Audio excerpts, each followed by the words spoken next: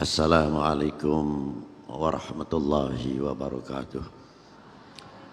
Alhamdulillahil awwalu bila ibtida' wal akhiru bila intiha'. Wassalatu wassalamu ala imami ahli safai wal wafa' qutbil anbiya wal awliya' Sayyidina wa maulana Muhammadin khairid dawa likulli saqamin wada rahmatan wasyifa fi sirri wal jila wa ala alihi wa sahbihi madamatil ard was sama amma ba'du. Salam sejahtera untuk kita semuanya. Yang saya hormati para sesepuh, para alim ulama, khususnya Bapak Kiai Haji Anwar bin Mansur beserta Ibu, Bapak Kiai Haji Ma'ruf beserta Ibu, segenap para asatid wa asatidah yang selalu saya banggakan. Yang saya hormati Bapak Menteri Komunikasi dan Informasi, Bapak Profesor Dr. Insinyur Muhammad Nur, dan yang saya hormati Bapak Musbida, Bapak Wali Kota, Bapak Dandim, Bapak Kapolres, Bapak Kapolwil atau yang mewakilinya, Ketua DPRD, dan yang saya hormati Bapak-bapak dari TNI dan Polri, sipil yang selalu saya banggakan karena para beliau adalah tulang punggung bangsa. Dan yang saya hormati segenap para wali murid, hadirin wal hadirat rahimakumullah. Satu kehormatan untuk diri saya yang mana pada malam hari ini kita bisa bertatap muka, bermuwajahah dalam rangka peringatan Maulidin Nabi sallallahu alaihi wasallam.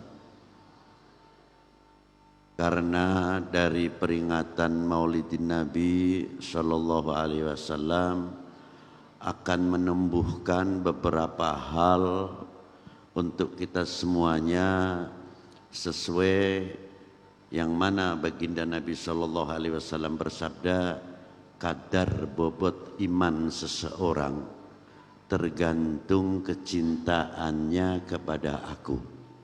Kalau kita tarik lebih luas, kadar kecintaan umat atau seseorang dari umat tergantung kecintaannya kepada umat itu sendiri. Kita tarik lagi, kadar seseorang dalam berbangsa tergantung kecintaannya kepada tanah airnya, dan sebaliknya, kadar bobot seseorang di dalam berbangsa tergantung kadar bobot kecintaannya bagaimana kecintaan kepada bangsa. Seterusnya dan seterusnya. Maka dengan peringatan Maulid tersebut akan membuka beberapa hal yang perlu kita ketahui dalam sejarah baginda Nabi sallallahu alaihi wasallam sebelum dilahirkan, sesudah dilahirkan. Bagaimana pada waktu baginda Nabi sallallahu alaihi wasallam sebelum dilahirkan, mata pelajaran yang cukup, bahkan tidak cukup, tapi sangat perlu dan sangat cukup kita perlukan sekali, artinya pelajaran-pelajaran yang telah diberi contoh oleh baginda Nabi Sallallahu Alaihi Wasallam. Yang pertama, bagaimana sebelum Nabi dilahirkan, setiap Nabi di satu zaman ada 2 Nabi, terkadang 3 Nabi. Zaman Nabi Allah Ibrahim, Ismail, Ishak, walaupun tidak lama periodenya. Di zaman Nabi Sulaiman, Nabi Dawud, Sulaiman. Di zaman Nabi Allah Musa, Syuaib, Harun. Berbeda tempatnya.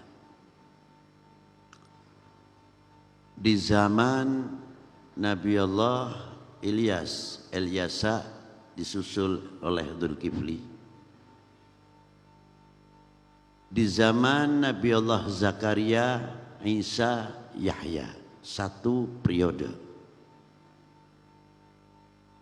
Nabi Allah Sulaiman dibesarkan oleh ayahnya, Nabi Allah Dawud. Dalam tarbiyahnya, Nabi Allah Ismail, Ishak ala tarbiyati abihima.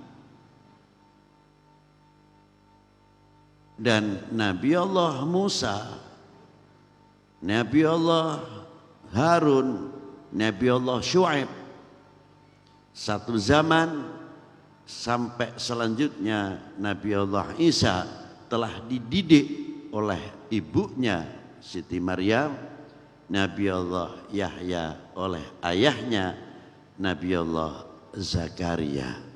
Tapi kalau baginda Nabi besar Sayyidina Muhammad sallallahu alaihi wasallam single feather. Saya katakan single feather di sini.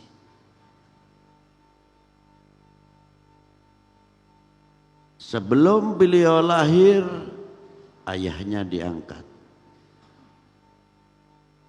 Umur 6 tahun, ibunya diangkat. Umur 2 tahun mengikuti kakeknya, kakeknya diangkat.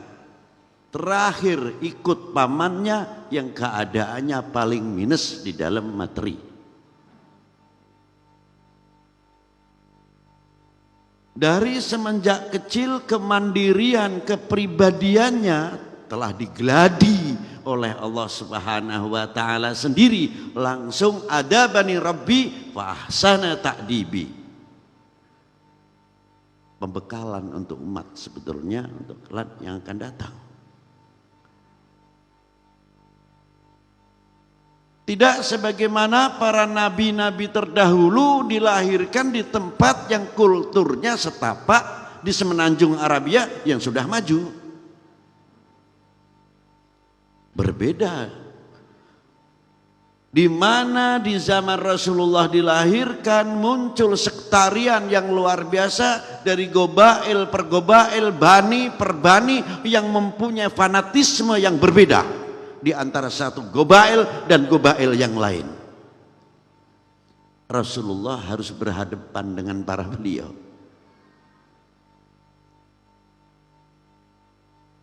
Dari fanatisme yang luar biasa sehingga menutup yang sebetulnya dunia Arab itu sudah maju, terpaksa mendapatkan predikat jahiliyah. Ngenes kalau di sini kita lihat.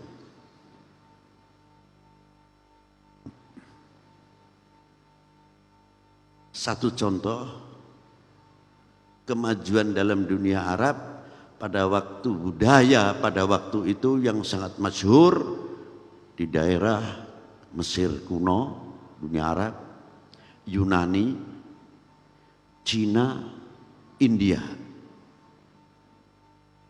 Dalam dunia medikal sudah mulai tumbuh dalam Persia kuno, Arab kuno, Mesir sampai Yunani dan Cina sudah sanggup bedah sesar. Itu sudah ada dulu. Bedah sesar itu bedah apa? Bedah orang hamil yang melahirkan tidak mampu terpaksa mengalami sesar di bedah. lahirnya dari perut. Disebut bedahnya itu bedah sesar. Hebat. Sudah maju di sana. Tidak cukup dari itu, kemajuan teknologi khususnya dalam dunia perstekstilan sudah cukup maju. Karena apa?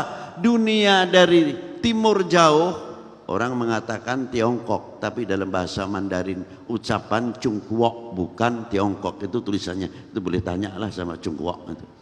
Seperti kalimah Cheng Ho itu bacanya, kalau Hokiannya berbeda, kalau bahasa nasionalnya atau Koi-nya juga berbeda. Cheng He dengan Cheng Ho ini berbeda di dalam sunan bahasa. Tulisannya bisa saja Sin Kiang, tapi Sin Chiang itu ada bacaannya memang demikianlah. Kalau kita sedikit mengetahui dari bahasa dialek. Dunia pertekstilan sudah maju, maka dunia Arab walaupun dicap predikat zaman jahiliyah, mereka tidak membuka aurat dari mulai leher ke bawah sudah rapi, paling tidak 6 meter, 5 meter sesuai ketinggian.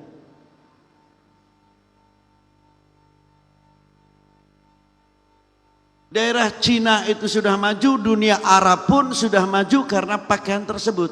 Hingga pada waktu turun surat soal merapatkan jilbab atau itu sudah tinggal menutup kepala saja, rambutnya.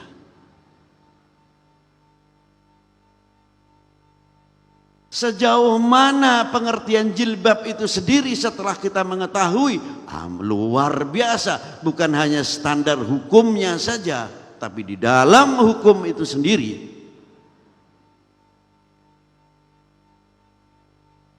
Ini bertumbuh ilmu medikal, ilmu tekstil, ilmu kimia farma, sampai aljabar yang sekarang banyak tidak dikenal. Sebetulnya matematik itu adalah dari aljabar, punya kita. Tapi wallahu a'lam kemana aljabarnya itu. Itulah diantaranya. Sedikit kita mengambil satu contoh. Rasulullah dilahirkan di daerah yang gersang. Tapi kok bisa hidup dibandingkan negara-negara yang lain sudah maju. Negara-negara yang lain semenanjung Arabia luar biasa kemajuannya. Tapi di zaman Rasulullah bisa menghidupkan tanah-tanah yang gersang menjadi subur. Ini contoh untuk kita ambil dari itu. Yang kedua, pernahkah kita mementolaah setelah makna apa yang ada di dalam kandungan makna, sehingga kita tahu di mana kesempurnaan baginda Nabi Shallallahu Alaihi Wasallam. Itu satu contoh. Kita lihat di dalam surat Was-sama'i wat-tariq. Wa ma adraka mat-tariq an-najmu tsaqib in kullu nafsin lamma 'alaiha hafid. Membahas dunia ilmu wusul ila hadratil wasul ila hadratil makbul satu sisi. Tapi pernahkah kita mentolaah lebih jauh bahwa ayat ini di samping membahas ilmu bagaimana hubungan antar individu manusia itu sendiri dengan Tuhannya, bagaimana kita bisa melihat planet-planet yang ada di dunia ini yang telah diciptakan oleh Allah, yang kita lebih dikenal ilmu astronomi atau ilmu antariksa. Dan anehnya setelah membahas ilmu antariksa, di bawah malah justru membahas ilmu anatomi manusia. Falyanzuril insanu mimma khuliqa mimma idafik. Kita membaca surat itu khasiat yang dicari khasiat.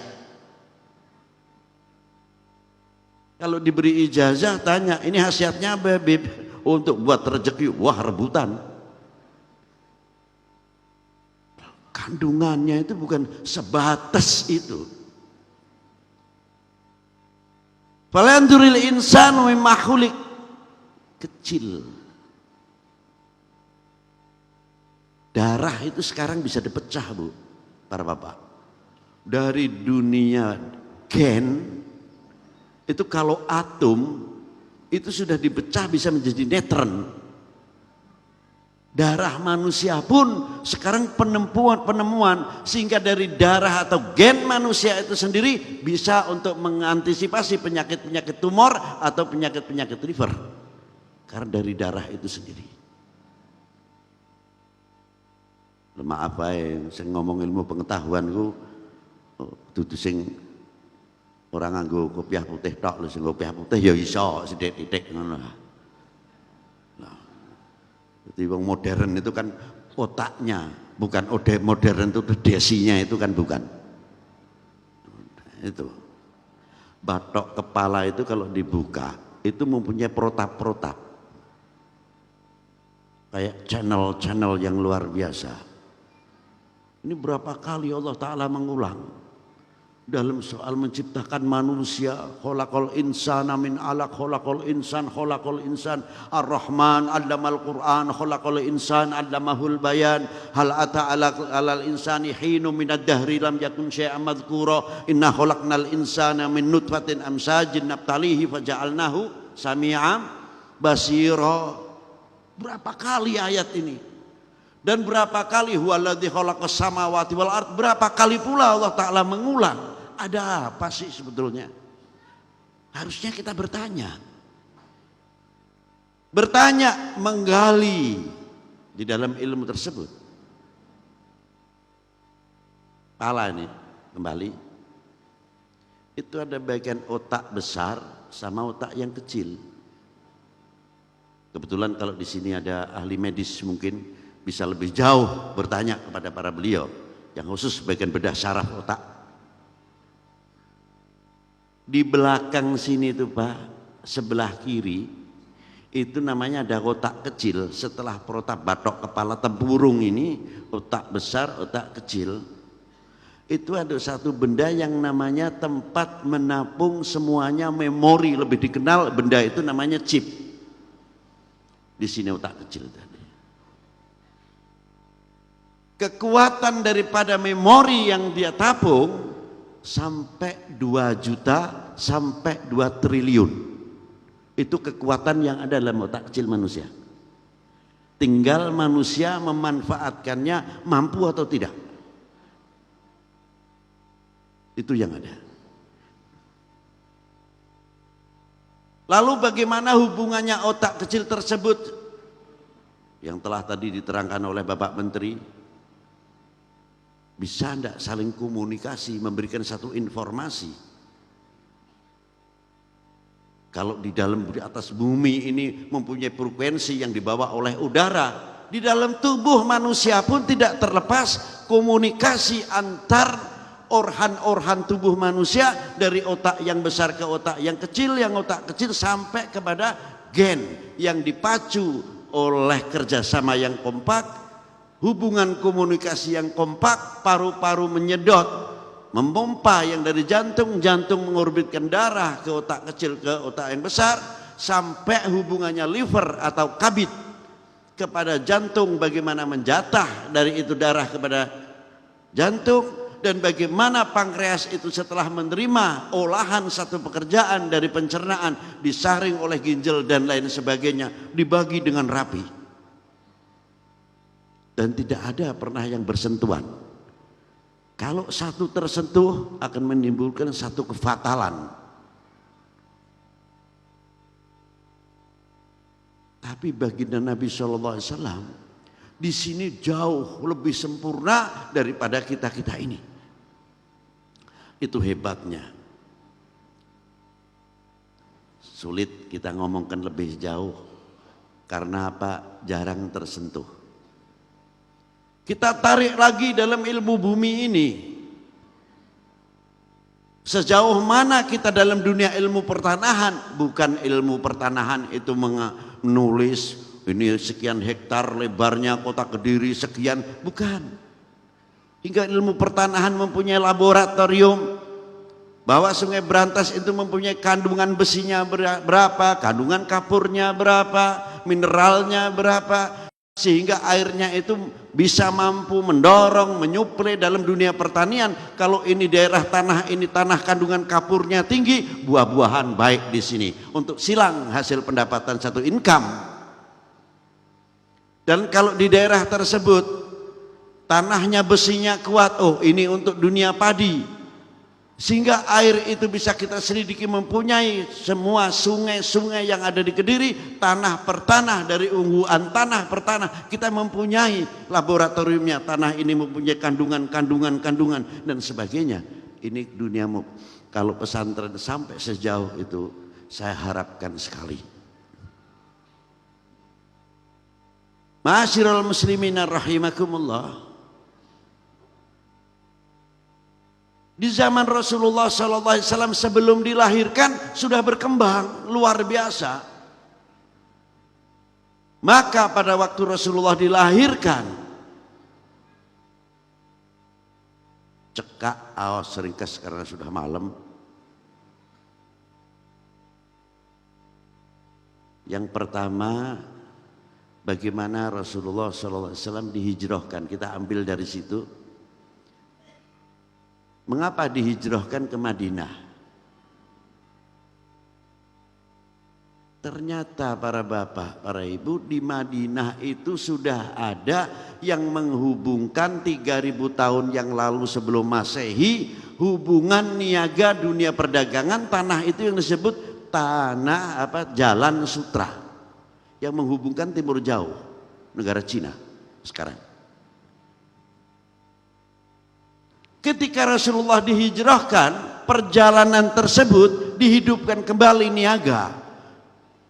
Bukan lalu hijrah, dendam pada waktu baginda Nabi SAW di Mekah digencet oleh kufar. Lalu setelah di Madinah mendapat teman yang banyak, ngasah pedang, balas dendam. Tidak dijawab dengan rasio, dijawab dengan keintelektualan. Pedangnya diganti pedang ekonomi. Bagaimana ekonomi dalam dunia Islam ini maju? Ini kunci yang utama. Dunia pondok pesantren akan maju dan sebagainya, tergantung money sebabnya. Hingga bisa membuat ini, membuat ini tingkat madrasah dan mempunyai komputer dan lain sebagainya. Kita lihat dari sejarah Rasulullah Sallallahu Taala Alaihi Wasallam. Dihidupkan kembali, ekonomi itu luar biasa. Satu sisi dunia Islam bisa menabung, membuat satu baitul mal kekayaan yang luar biasa untuk dunia Islam. Satu sisi Rasulullah mengumpulkan modal non muslim, dijadikan satu, di situ menjadi deklarasi Madinah. Maka pada waktu itu Rasulullah satu sisi menjadi bapak umat, satu sisi menjadi bapak bangsa. Hiduplah Madinah luar biasa, hingga ekonominya luar biasa pada waktu itu.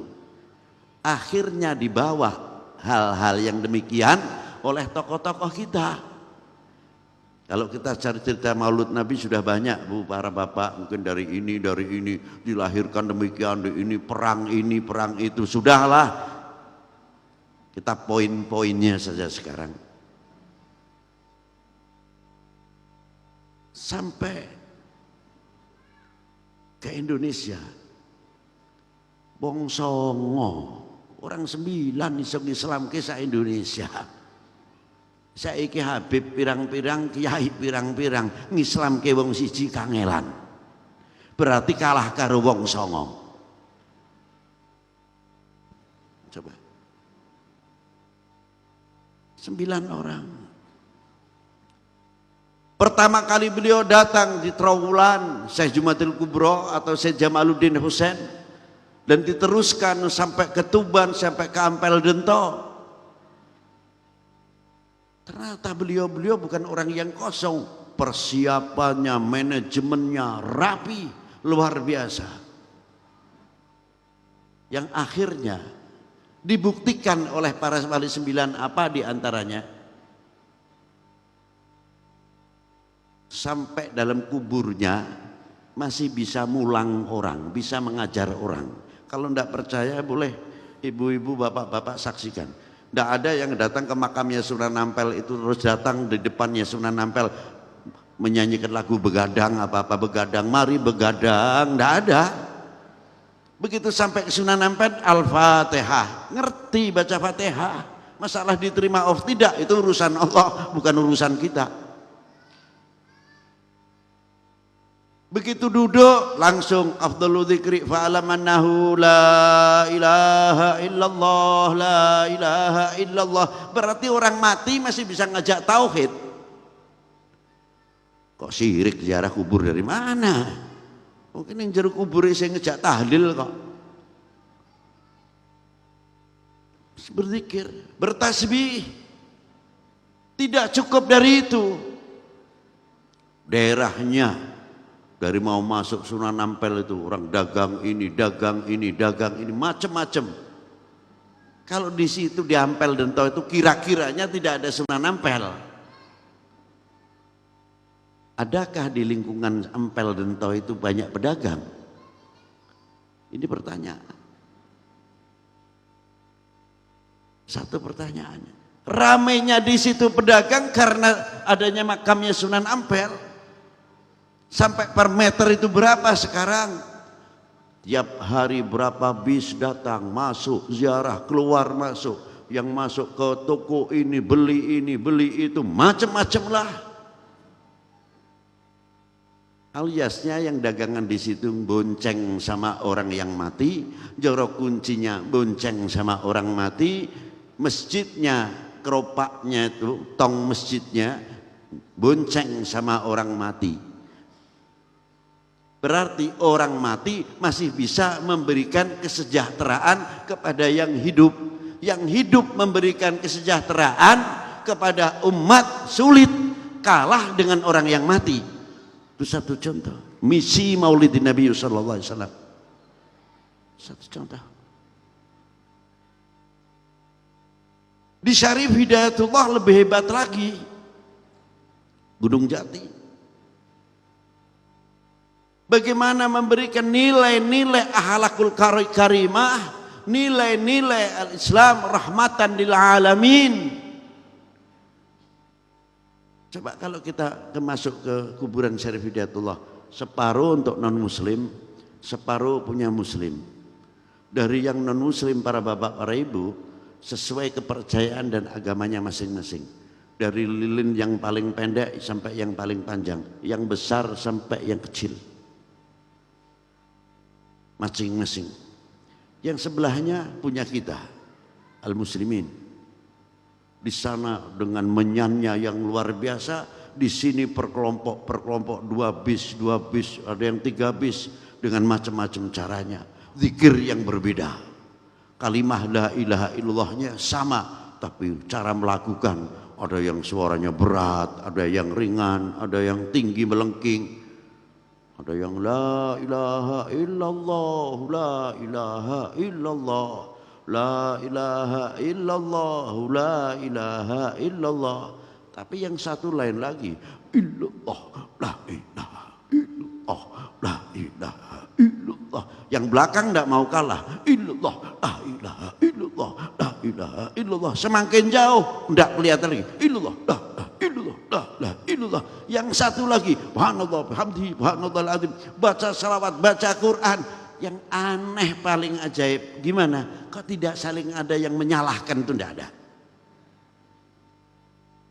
Atau ketika waktu ziarah itu hebat, lu bajunya apa? Nggak ada. Kayak orang tawaf, lu bajunya hijau apa kuning apa abang? Nggak ada. Di ziarah para wali sama, itu tanda al-ukhuwah, wujudi rahmatan lil alamin. Ini yang zikirnya panjang, la ilaha illallah, la ilaha illallah. Yang satunya illallah, la ilaha illallah. Tolong zikirnya kurangi, jangan berat-berat begitu, bikin kagok sama saya saja. Tidak. Yang satu lagi cepat, illallah, la ilaha illallah, la ilaha illallah. Tidak ada yang saling menyalahkan, kompak, rukun menjadi satu. Ini luar biasa. Berarti Maulana Syarif Hidayatullah di dalam kuburnya mati sudah 400 tahun yang lalu masih bisa menyatukan orang, menyerukunkan orang, mengukuhkan ummah. Kita yang hidup ngrukunake sing urip kangelan. Berarti kalah sama orang 1-0. Jadi kalau kita ingin tahu maulidin Nabi sallallahu alaihi wasallam, lihat ke Rasulullah wis terlalu dhuwur sik iki lho ning ulamae Warathatul Anbiya. Kalau kita melihat karangan kitab-kitabnya para beliau luar biasa. Banyak kitab-kitab yang belum sempat terbuka. Kita bedah isinya.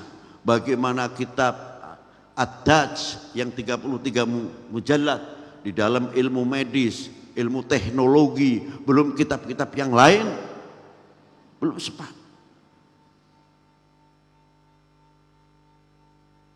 Adanya apa? Kitab ikhtilaf.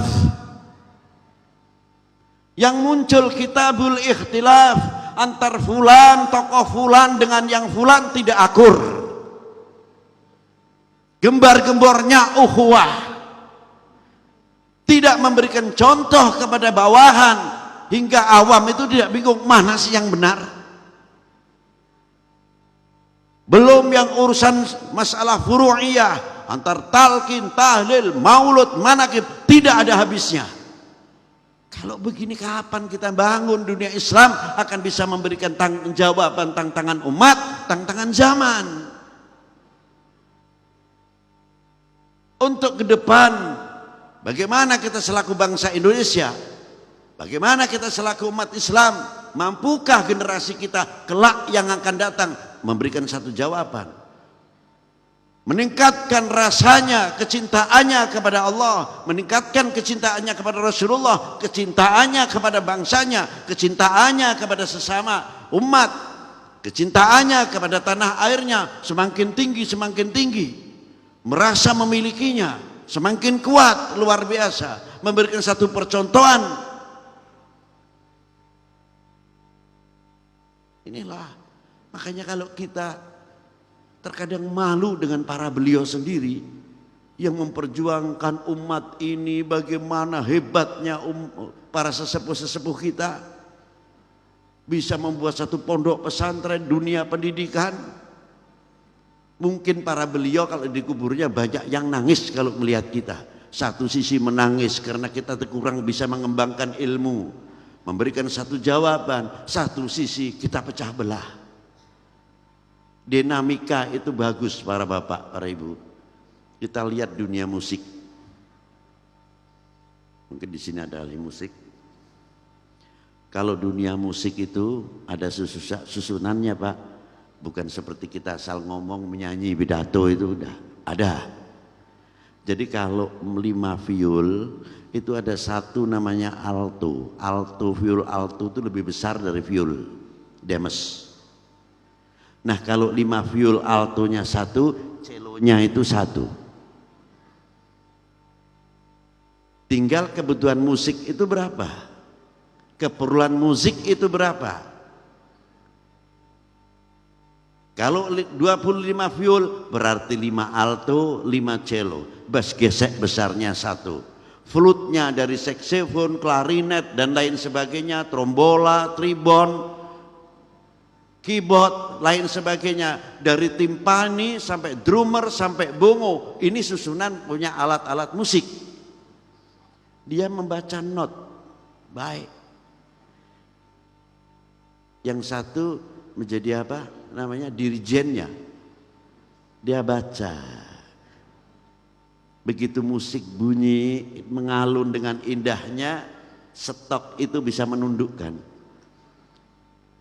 Kalau stok ini kodenya demikian, suaranya 3/4 atau 4/4 dengan nada dasar apa?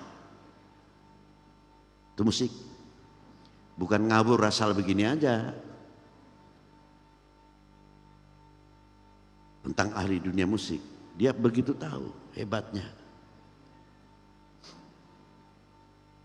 Begitu hebatnya, pas giliran viol dikasih viol, yang lainnya mengiringi. Konser, orkestra atau simfoni.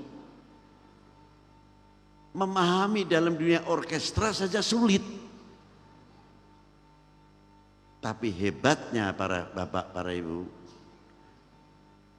demo itu dipersilahkan. Pada waktu demonya gitar, yang lainnya mengiringinya. Pada waktu demonya viol atau klarinet atau saksofon, lainnya juga mengiringnya, bukan nafsi-nafsi. Hingga demo itu indah benar, memberikan support. Itulah dunia musik. Jadi dinamika itu harus, tapi indah, bukan dinamika berhenti. Dinamika itu ada, tapi begitu indahnya. Kita lihat susunan.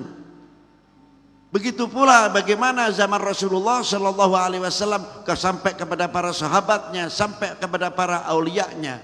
Bila mana dengan barokah Maulidin Nabi Shallallahu Alaihi Wasallam kita kecintaannya kepada Allah, kecintaannya kepada Rasulullah semakin meningkat, semakin meningkat, semakin tinggi, kita akan mempunyai yang pertama rasa malu kepada Allah, malu kepada baginda Nabi Sallallahu Alaihi Wasallam. Kalau kita mau melangkah sekira-kiranya menjadikan tauladan atau cermin yang kurang baik, mau maju terus atau tidak. Tapi kalau kita bercermin kepada Rasulullah, minggir, mundur, kita perhitungkan langkah-langkah. Kita akan berbicara, akan menyebabkan memecah umat atau memecah bangsa atau tidak. Kalau tidak, maju. Tapi kalau kita mengakibatkan pecah belahnya umat, pecah belahnya bangsa, hingga memberikan kesempatan kepada orang lain untuk bertepuk, mundur, kita tarik. Itulah. Kita kagum bagaimana. Kalau masalah menerangkan batal haram sudah banyak para bapak, para ibu. Sudah, itu sudah. Kita ngajak al-ukhuwah. Saya kagum kepada Rasulullah Sallallahu Alaihi Wasallam. Satu di antaranya apa? Ketika Rasulullah sholat sujud, cucunya yang nama Al-Imam Husain langsung dari belakang nubruk datuknya atau eyangnya, asik nempel di punggungnya. Karena cintanya sama eyangnya luar biasa. Dan eyangnya, datuknya pun cintanya kepada cucunya luar biasa, Al-Hasan wal Husain. Ketika i'tidal minal sujud, cucunya langsung balik, duduk di mana datuknya masih tahiyat. Ummi Salmah azwajun Nabi melihat cucunya yang demikian, terus ingin mencegah supaya Al-Imam Husain tidak duduk di pangkuan datuknya yang sedang tahiyat. Dicegah oleh Rasulullah, isyarah. Akhirnya Ummi Salmah tidak jadi. Setelah selesai, Rasulullah mengeluarkan satu botol, di dalamnya ada satu pasir yang dimasukkan dalam botol. Wasiat kepada Ummi Salmah sambil mengucurkan air mata yang tidak bisa dibendung oleh Rasulullah Shallallahu Alaihi Wasallam. Disilahkan. Ya Ummi Salmah, aku titip botol ini, tolong nanti apabila dalamnya itu sudah berubah menjadi darah, berarti pisahnya kepala cucuku ini dengan badannya di padang Karbela. Ini adalah pasir padang Karbela. Tapi ya Ummi Salmah, jangan engkau beritahu kepada siapapun peristiwa ini.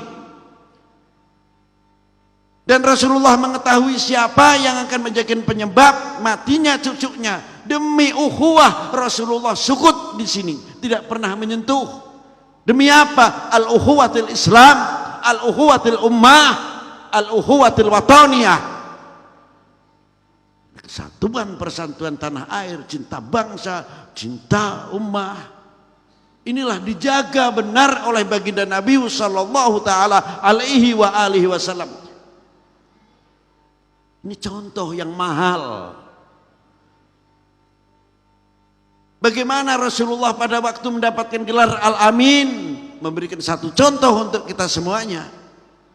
Dan bagaimana Rasulullah memberikan satu contoh dalam dunia ekonomi untuk kita semuanya. Maka dari itu, Ma'asyiral muslimina rahimakumullah, apa setelah kita mengetahui peringatan Maulidin Nabi sallallahu alaihi wasallam hingga kita bisa membentuk pribadi luhur? Pribadi luhur kalau tidak didasari al-mahabbah, kecintaan dahulu, wal akhlakul karimah, sulit. Maka dengan peringatan Maulidin Nabi sallallahu alaihi wasallam kita akan berkiblat kepada baginda Nabi sallallahu alaihi wasallam. Bagaimana hasil daripada Maulid Nabi ini kita aplikasikan, sosialisasikan untuk kehidupan sehari-hari yang imbasnya mewujudkan rahmatan lil alamin. Yang pakai minyak wangi cuma satu orang, tapi aromanya lainnya bisa menikmati aroma itu. Itulah gambaran di antara rahmatan lil alamin. Ma'asyiral muslimin rahimakumullah, yang kedua kita mengharapkan dari ar-risalah tersebut, pondok salaf ar-risalah. As-salaf kita itu dulu bukan salafnya terus paten, tidak. Yang paten itu yang bidang urusan akidah, tapi di dalam masalah fikih dan sebagainya berkembang luar biasa. Sehingga murid-muridnya Ibnu Hajar al-Asqalani menerorkan Ibnu Hajar al-Haytami, dari Imam Ibnu Hajar al-Haytami menerorkan siapa? Said Muhammad bin Ahmad bin Yusuf bin Abdul Nabi Asyahir bin Imam Qasasi. Imam Qasasi bisa melahirkan di antara siapa? Qutbil Haddad, Al-Habib Abdullah bin Alwi al-Haddad yang berkembang di Hadramaut. Yang kedua Al-Imam Muhammad Amir al-Kabir yang berkembang di daerah Mesir. Yang dari Muhammad Amir al-Kabir mempunyai murid yang istimewa. Siapa beliau? Imam Abdullah Syarqawi. Al-Imam Abdullah Syarqawi mempunyai mencetak murid lagi. Siapa di antara beliau muridnya? Adalah Sayyidi Syekh Ali al-Mustari. Dan beliau mempunyai murid lagi, Sayyidi Syekh Qadhi Hasan ad-Dimyati. Sayyidi Hasan Qadhi ad-Dimyati mencetak lagi, muncullah Al-Imam Ahmad Zaini Dahlan, Al-Imam Ahmad Nahrawi atau disebut Kiai Nahrawi Al-Banyumasi yang berdomisili di Makkahul Mukarramah. Syekh Ahmad Zaini Dahlan mencetak Syekh Bakri Syato dan muridnya Syekh Umar Syato, Syekh Muhammad Syato, dan pengarang kitab I'anatul Talib Syarah, kitab Fathul Mu'in yang disarai oleh Al-Imam Bakri Asy-Syato. Dan beliau mempunyai murid mencetak Syekh Mahfud At-Turmusi. Beliau mencetak muridnya siapa? Al-Imam Hashim Al-Ash'ari. Itulah yang mewadai bagaimana wujudnya ahli sunnah wal jamaah yang ada di Indonesia. Bisa mencetak manusia-manusia yang bisa memberikan jawaban ummah. Mampukah kita demikian? Ini pertanyaan. Tidak perlu dijawab dengan mulut. Perilaku cetak, insya Allah. Karena kita melihat ar-risalah, masa depan bangsa Indonesia saya yakin cerah. Allahumma bangsa Indonesia cerah masa depannya, karena kita melihat banyak generasi-generasi yang ada sekarang ini.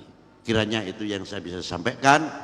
Kurang lebihnya bila kurang puas dan sebagainya karena waktunya terlalu singkat sekali, kita juga akan menuju langsung ke Pekalongan, dan besok masih ada lagi tugas kami sebagai at-thariqah, di mana perkembangan al-muslimah thariqah alhamdulillah sudah mulai berkembang luar biasa. Besok di Pekalongan sampai ke daerah Tegal, jadi terpaksa saya hanya ringkasan-ringkasan saja. Bila mana ada tutur kata yang tidak berkenan, kami mohon maaf sebesar-besarnya. Mari kita tutup bersama dengan doa Bismillahirrahmanirrahim.